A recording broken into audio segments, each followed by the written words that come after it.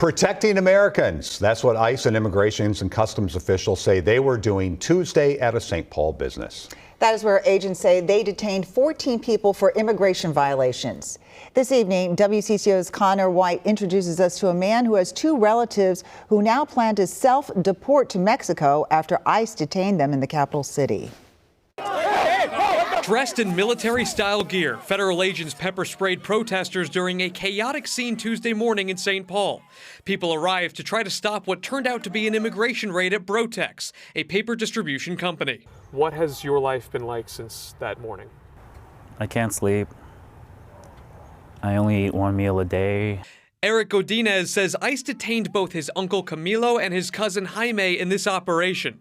He says both were undocumented but working towards legal status. An ICE spokesperson says the agency targeted a total of 14 employees on immigration violations. They're not aliens, they're people. At the end of the day, people. People, parents, uncles, cousins, all of the above. They had family to get to that date. Bro-tex is still in operation. A spokesperson there tells us they have no comment on the federal raid at their business, but we tried calling again Friday afternoon. That's the response that we've had from several members of the company, including employees outside here today, who told us that from the top, they've been told not to speak with the press. ICE also not responding to our questions about what specific charges the 14 detained people face.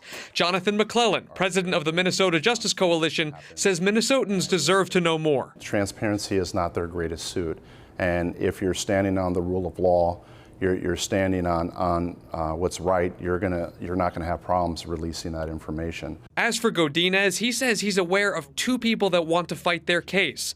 His uncle and his cousin choosing to self-deport to Mexico, all but ending his uncle's dream of marrying his girlfriend here in St. Paul. He left behind someone, a person deeply in love with him and the person that he is. And she's completely distraught about that. He says he's afraid for their safety, concerned about cartels taking advantage of their situation once they cross the southern border into Mexico, a place his uncle hasn't been in more than 15 years.